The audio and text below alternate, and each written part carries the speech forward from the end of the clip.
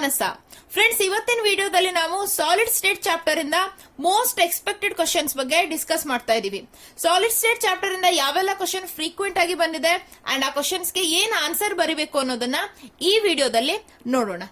First, solid state chapter ಇಂದ ಎಷ್ಟು marks question ಬರುತ್ತೆ ಅಂತ ನೋಡಿದ್ರೆ ಟೋಟಲಿ 7 ಮಾರ್ಕ್ಸ್ ಅಷ್ಟು ಈ ಚಾಪ್ಟರ್ ಇಂದ ಬರುತ್ತೆ. ಪಾರ್ಟ್ ಬಿ ನಲ್ಲಿ ಒಂದು 2 ಮಾರ್ಕ್ ಕ್ವಶನ್ ಬರುತ್ತೆ, ಕ್ವಶನ್ ನಂಬರ್ 7. ಯೂಶುವಲಿ ಇದು calculation of number of particles in unit cell ಬಗ್ಗೆ ಇರುತ್ತೆ, ಬಿಸಿಸಿ ಆರ್ ಎಫ್ಸಿಸಿ ಆ ತರ. ಹಾಗೆ ಪಾರ್ಟ್ ಡಿ ನಲ್ಲಿ ಒಂದು 5 ಮಾರ್ಕ್ ಕ್ವಶನ್ ಬರುತ್ತೆ, ಕ್ವಶನ್ ನಂಬರ್ 27. 5 ಮಾರ್ಕ್ ಕ್ವಶನ್ ಅಂತಂದ್ರೆ ಅದು 3+2 ಅಂತ ಡಿವೈಡ್ ಆಗಿರುತ್ತೆ. ಇಲ್ಲಿ 3 mark question usually packing efficiency calculation ಮೇಲೆ ಇದ್ರೆ, 2 ಮಾರ್ಕ್ ಕ್ವಶನ್ ಏನಿದೆ ಡಿಫೆಕ್ಟ್ಸ್ ಅಲ್ಲಿ ಡಿಫರೆನ್ಸ್ ಅಥವಾ ಡೆಫಿನೇಷನ್ ಅಂಡ್ ಎಕ್ಸಾಂಪಲ್ ಆ ರೀತಿ ಇರಬಹುದು. ಜನರಲಿ ಅದು ಡೆನ್ಸಿಟಿ ಫಾರ್ಮುಲಾದ ಮೇಲೆ ಬೇಸ್ಡ್ ಆಗಿರುವಂತಹ ನ್ಯೂಮರಿಕಲ್ ಪ್ರಾಬ್ಲಮ್ಸ್ ಅಂತೂ ಒಂದು ಬರುತ್ತೆ. ಸೊ ಟೋಟಲಿ 7 ಮಾರ್ಕ್ಸ್ ಅಷ್ಟು ಕ್ವಶನ್ ಈ ಚಾಪ್ಟರ್ ಇಂದ ಬರುತ್ತೆ. ಸೊ ಫಸ್ಟ್ ನಾವು calculation of number of particles ನೋಡೋಣ. Calculate the number of particles present per unit cell in a simple or primitive unit cell. ಇದು 2 ಮಾರ್ಕ್ ಗೆ ಕೇಳುವಂತ question. Simple or primitive unit cell contains 8 corner particles. 1, 2, 3, 4, 5, 6, 7, 8. Actually 2 mark question ಅಂತಂದ್ರೆ ನೀವು ಇಲ್ಲಿ diagram ಹಾಕ್ಲೇಬೇಕಂತ ಇಲ್ಲ. Actually ಡಯಾಗ್ರಾಮ್ಗೆ marks ಇರೋದಿಲ್ಲ, but ಇಲ್ಲಿ ನಿಮಗೆ ಎಕ್ಸ್ಪ್ಲೇನ್ ಮಾಡೋದಕ್ಕೋಸ್ಕರ ನಾನು ಈ ಡಯಾಗ್ರಾಮ್ಸ್ ನ ತಗೊಂಡಿದ್ದೀನಿ. The contribution of corner atom to the unit cell is 1/8. Here, each particle present at the corner is shared by 8 different unit cells. So, one particular unit cell gets 1/8 of this particle present at the corner. Number of particles in the simple or primitive unit cell is equal to 8 into 1/8. 8 number of corners, 1/8 contribution of the particle. So, that's equal to 1. Number of particles in the unit cell of simple unit cell is equal to 1 particle. Next, calculate the number of particles present per unit cell in a body centered cubic unit cell. Idu 2 mark question hai. Body centered cubic lattice contains 8 corner particles and 1 particle at the center of the body. The contribution of corner atom to the unit cell is 1/8 and the contribution of body center atom to the unit cell is 1. Here, this particle at the center of the body is completely present in only 1 unit cell. So, contribution of that particle is totally 1 particle. Number of particles in the unit cell of BCC is equal to 8 into 1/8 at the corners plus 1 at the center of the body. So, that's equal to 2. Number of particles in the unit cell of BCC is equal to 2 particles. Calculate the number of particles present per unit cell in a FCC face centered cubic unit cell. Idu 2 mark question hai. FCC lattice contains 8 corner particles and 6 particles at the centers of 6 faces. Here, contribution of the corner atom to the unit cell is 1/8. Contribution of face center atom to the unit cell is 1/2. The particles present at the center of the faces are shared by 2 different unit cells. So, one particular unit cell gets half of the particle. So, it is 1/2. Number of particles in the unit cell of FCC is equal to 8 into 1/8 at corners, 6 into 1/2 at face centers. That's equal to 4. Number of particles in the unit cell of FCC is equal to 4 particles. ಹಾಗೆ friends, ಇವಿಷ್ಟನ್ನ ನಿಮ್ಗೆ ನೆನ್ಪಿಟ್ಕೊಳ್ಳೋಕೆ easy ಆಗ್ಲಿ ಅಂತ ಒಂದು simple table ಇದೆ. ಇದನ್ನ ನೋಡ್ಕೊಂಡ್ರೆ ಈಸಿಯಾಗಿ ನೆನ್ಪಿಟ್ಕೊಳ್ಬಹುದು. Type of the unit cell, number of atoms at corners, faces and center. Simple cube ಅಲ್ಲಿ ಕಾರ್ನರ್ ಅಲ್ಲಿ ಮಾತ್ರ ಪಾರ್ಟಿಕಲ್ಸ್ ಇರುತ್ತೆ. 8 into 1/8 is equal to 1. Face ಅಲ್ಲಿ ಸೆಂಟರ್ ಅಲ್ಲಿ ಏನು ಪಾರ್ಟಿಕಲ್ಸ್ ಇರೋದಿಲ್ಲ. So totally 1. ಬಿಸಿಸಿ ಅಂತ ನೋಡಿದ್ರೆ ಕಾರ್ನರ್ ಅಲ್ಲಿ 1 ಪಾರ್ಟಿಕಲ್, ಹಾಗೆ ಸೆಂಟರ್ ಆಫ್ ದಿ ಬಾಡಿ ನಲ್ಲಿ 1 ಪಾರ್ಟಿಕಲ್, ಟೋಟಲಿ 2. ಫೇಸ್ ಸೆಂಟರ್ಡ್ ಅಂತ ನೋಡಿದ್ರೆ ಇಲ್ಲಿ 1 particle at the corners and 6 faces ಇಂದ totally 3 particles. That's equal to 4. So ಈ ಟೇಬಲ್ ಇಂದನೂ ನೀವು ಇಷ್ಟನ್ನ ನೆನ್ಪಿಟ್ಕೊಳ್ಬಹುದು. ಹಾಗೆ ಈ ಚಾಪ್ಟರ್ ಇಂದ ಒಂದು ಗ್ಯಾರಂಟಿಡ್ ಕ್ವಶನ್ ಅಂತಂದ್ರೆ numerical problems based on density calculation. Previous years exam ಅಲ್ಲಿ ಏನೆಲ್ಲ ನ್ಯೂಮರಿಕಲ್ ಪ್ರಾಬ್ಲಮ್ಸ್ ನ ಕೇಳಿದ್ದಾರೆ ಅವುಗಳನ್ನ ಸಾಲ್ವ್ ಮಾಡಿರೋ ವಿಡಿಯೋ ಈಗಾಗಲೇ ಅಪ್ಲೋಡ್ ಮಾಡಿದೀನಿ. ಆ ವಿಡಿಯೋ ಲಿಂಕ್ ಸ್ಕ್ರೀನ್ ಅಲ್ಲಿ ಬರ್ತಾ ಇದೆ. ಆ ವಿಡಿಯೋನ ಒಂದ್ಸಲ ನೋಡಿ ಆದಷ್ಟು ಹೆಚ್ಚಿಗೆ ನ್ಯೂಮರಿಕಲ್ ಪ್ರಾಬ್ಲಮ್ಸ್ ನ ನೀವು ಪ್ರಾಕ್ಟೀಸ್ ಮಾಡಿ. ನೆಕ್ಸ್ಟ್ ವಿಡಿಯೋಸ್ ಅಲ್ಲಿ ಇನ್ನಷ್ಟು ಪ್ರಾಬ್ಲಮ್ಸ್ ನ ಬಿಡಿಸೋಣ. ಈಗ ಪ್ಯಾಕಿಂಗ್ ಎಫಿಷಿಯನ್ಸಿ ಕ್ಯಾಲ್ಕುಲೇಷನ್ ನ ನೋಡೋಣ. Calculate the packing efficiency of simple or primitive cubic lattice. ಇದು 3 ಮಾರ್ಕ್ ಗೆ ಕೇಳುವಂತ question. Simple or primitive cubic lattice ಅಂತಂದ್ರೆ ಪಾರ್ಟಿಕಲ್ಸ್ ಜಸ್ಟ್ ಕಾರ್ನರ್ ಅಲ್ಲಿ ಪ್ರೆಸೆಂಟ್ ಆಗುತ್ತೆ. Let's consider edge length is equal to a. Then if r is the radius of the sphere, ಈ particles ನ ನಾವಿಲ್ಲಿ spear ಅಂತ ಕನ್ಸಿಡರ್ ಮಾಡ್ತಿದೀವಿ ಅಂಡ್ ಆರ್ ಅನ್ನೋದು ಈ ಸ್ಪಿಯರ್ಸ್ ನ radius. Then a is equal to 2r. Just ಇಲ್ಲಿ ಏನಾಗುತ್ತೆ, ಇವೆರಡು ಪಾರ್ಟಿಕಲ್ಸ್ ಅಂತ ನೋಡಿದ್ರೆ ಈ center middle distance a just edge length ಆಗತ್ತಲ್ವಾ, ಇಲ್ಲಿ 2 ಪಾರ್ಟಿಕಲ್ಸ್ ಆರ್ 2 ಸ್ಪಿಯರ್ಸ್ ನ ರೇಡಿಯಸ್ ನ ಆಡ್ ಮಾಡಿದ್ರೆ ನಮಗೆ ಎಡ್ಜ್ ಲೆಂತ್ ಸಿಗ್ತಾ ಇದೆ. So a is equal to 2r. Volume of the cube is nothing but length into height into breadth, that is here a cube, or a is equal to 2r, so a cube is equal to 2r whole cube. Then number of particles in the simple cube, z is equal to 1. ಈಗಷ್ಟೇ calculate ಮಾಡಿದೀವಿ. Then volume occupied by one particle is nothing but the volume of the sphere, 4/3 pi r cube. You can calculate the packing efficiency by using the formula. Packing efficiency is equal to volume of one particle divided by total volume of the unit cell into 100. ನೀವು ಇದೊಂದು formula ನೆನ್ಪಿಟ್ಕೊಂಡ್ರೆ ಆಯ್ತು. ಇಲ್ಲಿ volume of particles 1 particle ಅಂತ ಇದ್ರೆ simple ಗೆ 4 particles ಇದ್ರೆ FCC, 2 particles ಇದ್ರೆ BCC. ಇವಿಷ್ಟನ್ನ ನೆನ್ಪಿಟ್ಕೊಂಡ್ರೆ ಈಸಿಯಾಗಿ ಕ್ಯಾಲ್ಕುಲೇಟ್ ಮಾಡಬಹುದು.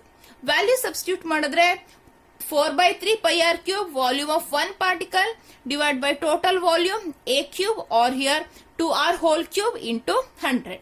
On simplification we get pi by 6 into 100. ಇಲ್ಲಿ r cube ಕ್ಯಾನ್ಸಲ್ ಆಗಿರುತ್ತೆ. So that's equal to 52.4%. Next calculate the packing efficiency of FCC cubic lattice. ಇದು ಕೂಡ 3 ಮಾರ್ಕ್ ಕ್ವಶನ್. FCC ಅಂತಂದ್ರೆ ಇಲ್ಲಿ ಫೇಸ್ ಸೆಂಟರ್ ಅಲ್ಲಿ ಒಂದು ಪಾರ್ಟಿಕಲ್ ಪ್ರೆಸೆಂಟ್ ಆಗುತ್ತೆ. Here edge length is equal to a and let us consider a face diagonal AC whose length is b. Then in the triangle ABC, which is right angle triangle, you can apply Pythagoras theorem. Then AC square is equal to AB square plus BC square. Here AB and BC are edge lengths. So the BC and AB is equal to A and AC is equal to B. So B square is equal to A square plus A square, or B square is equal to 2A square, or B is equal to root 2A. If r is the radius of the sphere, then b is equal to 1, 2, 3, 4. b is equal to 4r. 4r is equal to root 2a. Because b is equal to root 2a, b is equal to 4r.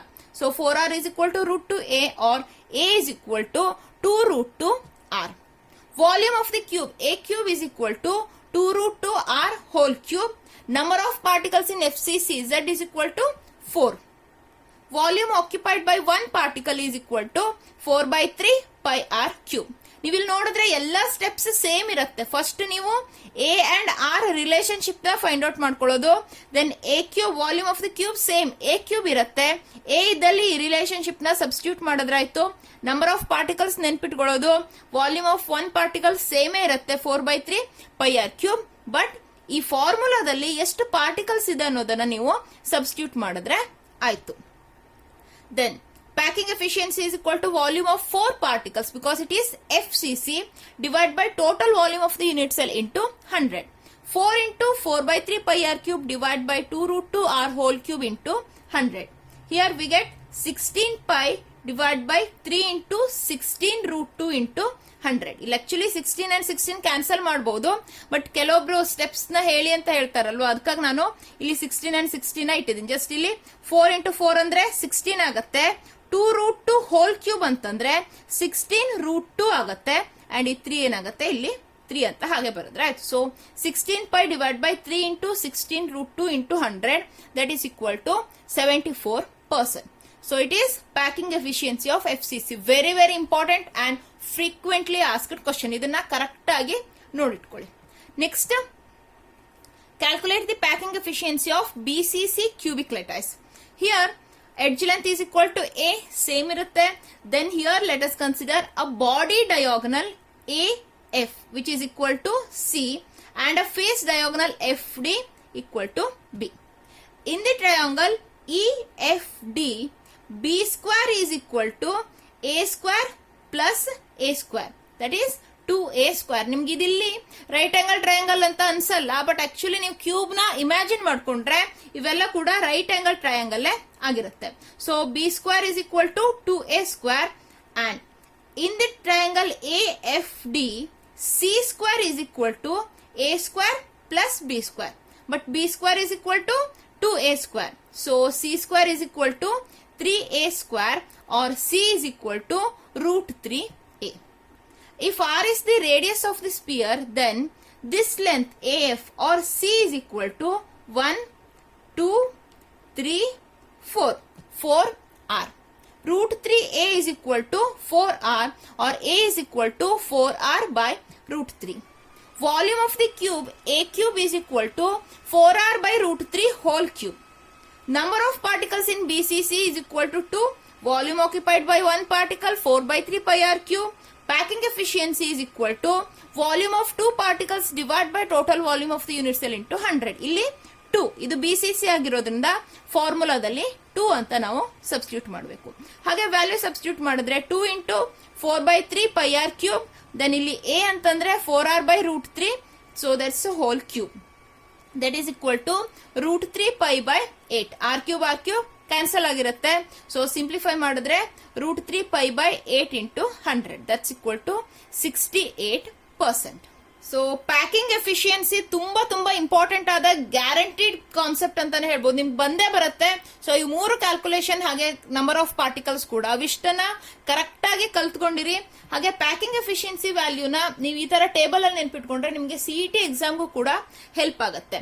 Type relation between A and R, number of particles Z, and packing efficiency. Simple cube, A is equal to 2R, Z1 and packing efficiency 52%. BCC adre A is equal to 4R by √3, Z2 packing efficiency 68. FCC adre A is equal to 2√2R, Z4 and packing efficiency 74%. Next important question ಅಂತಂದ್ರೆ difference between Schottky and Frenkel defect. ಇಲ್ಲಿ ನೀವು ನಾನು just difference ಹೇಳ್ತಾ ಇದ್ದೀನಿ, but first column ಅಲ್ಲಿ ಇದೆ ಅಲ್ವಾ, ಇದು ಡೆಫಿನೇಷನ್ ಕೂಡ. ಸೊ ಡೆಫಿನೇಷನ್ ಅಂಡ್ ಎಕ್ಸಾಂಪಲ್ ನೀವು ನೆನ್ಪಿಟ್ಕೊಂಡ್ರೆ ಕೆಲವೊಂದ್ಸಲ define Schottky defect and give an example, or define Frenkel defect and give example, ಆ ರೀತಿ ಕ್ವಶನ್ಸ್ ಕೂಡ ಬರುತ್ತೆ.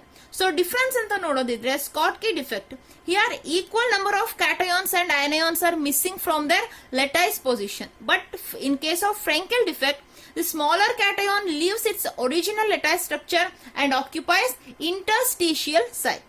Then Schottky defect density anta nodidre, the density of the solid decreases. ಯಾಕಂದ್ರೆ ಇಲ್ಲಿ cations and anions ಅಥವಾ particles ಏನಾಗುತ್ತೆ absent ಆಗುತ್ತೆ, so density decrease ಆಗುತ್ತೆ. ಬಟ್ ಇಲ್ಲಿ ಜಸ್ಟ್ ಡಿಸ್ಪ್ಲೇಸ್ಮೆಂಟ್ ಆಗಿರುತ್ತೆ, so density remains the same. Density ಅಂದ್ರೆ ಮಾಸ್ ಬೈ ವಾಲ್ಯೂಮ್ ಅಲ್ವಾ, ಸೊ ವಾಲ್ಯೂಮ್ ಸೇಮ್ ಇದ್ರೂ ಇಲ್ಲಿ ಮಾಸ್ ಕಡಿಮೆ ಆಗೋದ್ರಿಂದ ಡೆನ್ಸಿಟಿ ಕಡಿಮೆ ಆಗುತ್ತೆ. ಬಟ್ ಇಲ್ಲಿ ಜಸ್ಟ್ ಡಿಸ್ಪ್ಲೇಸ್ಮೆಂಟ್ ಆಗೋದ್ರಿಂದ ಮಾಸ್ ಚೇಂಜ್ ಆಗೋದಿಲ್ಲ, ವಾಲ್ಯೂಮ್ ಅಂತೂ ಚೇಂಜ್ ಆಗೋದಿಲ್ಲ. So density remains the same in case of Frenkel defect. Then in case of Schottky defect, the difference in size between cation and anion is small. In Frenkel, anion is larger than the cation. In case of Schottky defect, it arises in the solids with high coordination number of ions, but in case of Frenkel defect, it arises in the solids with low coordination number of ions. Example anta nodidre Schottky defect NaCl, KCl and AgBr anta compounds alli present ಆಗುತ್ತೆ. Frenkel defect ZnS, AgI, AgBr anta compound alli present ಆಗುತ್ತೆ, solids ಅಲ್ಲಿ present ಆಗುತ್ತೆ. ಇಲ್ಲಿ AgBr ಒಂದು ತುಂಬಾ important ಆದ example, ಯಾಕಂದ್ರೆ ಅದರಲ್ಲಿ Schottky defect and Frenkel defect ಎರಡೂ ಕೂಡ ಇರೋ ಚಾನ್ಸಸ್ ಇದೆ.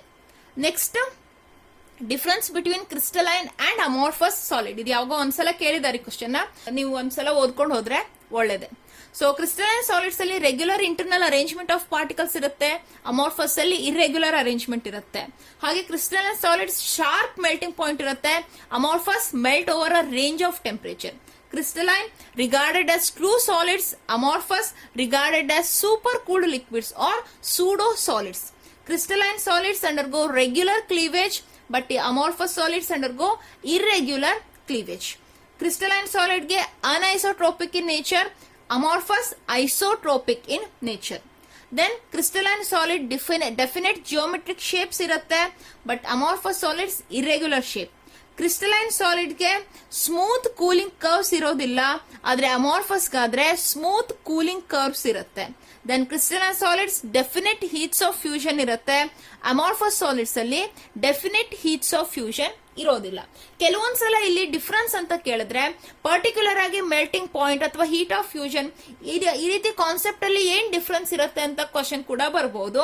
ಹಾಗೆ ಬಂದ್ರೆ with respect to that question ನೀವು ಆನ್ಸರ್ ಬರೆದ್ರೆ ಸಾಕು, ಉಳಿದಿರೋ ಪಾಯಿಂಟ್ಸ್ ನ ಬರೆಯೋ ಅಗತ್ಯ ಇರೋದಿಲ್ಲ. ಹಾಗೇನೆ 2 ಮಾರ್ಕ್ ಕೇಳಿದ್ರೆ 4 ಡಿಫ್ರೆನ್ಸ್, 3 ಮಾರ್ಕ್ ಕೇಳಿದ್ರೆ 6 ಡಿಫ್ರೆನ್ಸ್, ಆ ತರ ಬರೀರಿ.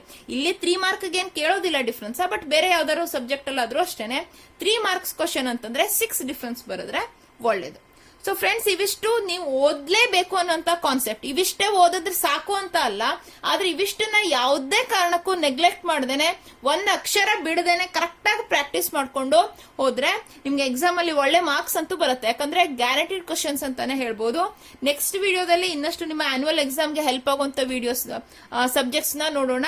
ಹಾಗೆ ಈ ವಿಡಿಯೋದಲ್ಲಿ ಹೇಳಿದ್ರಲ್ಲಿ ಏನಾದ್ರು ಡೌಟ್ ಇದೆ ಅಂತಂದ್ರೆ ಕಮೆಂಟ್ ಮಾಡಿ, ನಿಮ್ಮ ಡೌಟ್ ನ ಸಾಲ್ವ್ ಮಾಡ್ಕೊಡ್ತೀನಿ. ಹಾಗೆ ಈ ವಿಡಿಯೋ ಬಗ್ಗೆ ನಿಮ್ಮ ಒಪಿನಿಯನ್ ನ ಕಮೆಂಟ್ ಮಾಡಿ, ನನ್ನ ಚಾನಲ್ಗೆ ಸಬ್ಸ್ಕ್ರೈಬ್ ಮಾಡಿ, ಈ ವಿಡಿಯೋನ ನಿಮ್ಮ ಫ್ರೆಂಡ್ಸ್ ಜೊತೆ ಶೇರ್ ಮಾಡಿ, ಲೈಕ್ ಮಾಡಿ. Thank you.